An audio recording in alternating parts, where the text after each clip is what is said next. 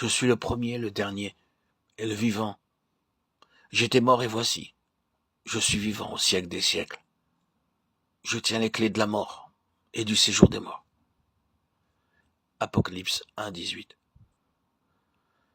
La simple apparition du Seigneur glorieux nous fait découvrir notre faiblesse. Mais bien plus que cela, elle nous fait connaître la magnificence du Seigneur. Il ne s'agit pas, en dernier lieu, de voir ce que nous sommes, mais de voir ce qu'est le Seigneur. Si nous le connaissions, nous connaîtrions aussi nous-mêmes. Le Seigneur poursuit le désir de se révéler lui-même à nous. Combien réconfortantes sont ces paroles. Moi, je suis le premier, le dernier, le vivant. J'étais mort et me voici vivant au siècle des siècles. Je tiens les clés de la mort et du séjour des morts. Apocalypse 1:18. Puisqu'il est un tel Seigneur, il pourrait conforter Jean par « Ne crains pas ». Le Seigneur Jésus est le premier, le dernier, le vivant. Il est mort à notre place. Mais il est maintenant ressuscité pour notre justification. Romains 4:25. En raison de cela, au jour du jugement, nous pourrons nous tenir hardiment devant son trône. Nous échappons aux peines éternelles de l'étang de feu par sa mort et sa résurrection, et à la honte de son jugement également par sa mort et par sa résurrection. Examinons-nous pour voir si nous dépendons vraiment de la mort et de la résurrection du Seigneur, si nous sommes attachés à quelque chose d'autre. Assurément, nous faillirons. Qui est prêt et assez fort spirituellement pour rencontrer le Seigneur?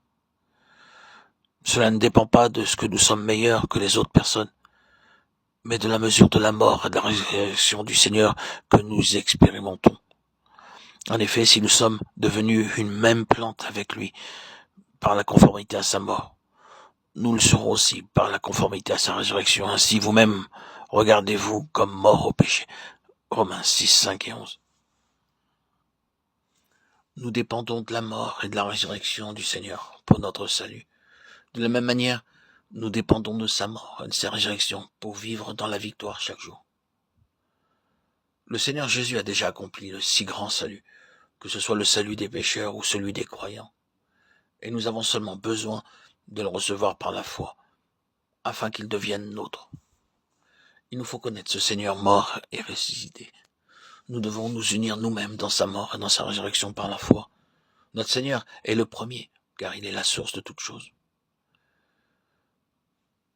Il est aussi le dernier, car il est la finalité de toutes choses. En faisant la rétrospective de notre salut, nous pouvons constater que c'est le Seigneur qui nous a appelés premièrement. Ce n'est pas nous qui l'avons cherché. C'est lui qui nous a aimés le premier, et non pas nous qui l'avons aimé. Ainsi puissions-nous le connaître comme le premier.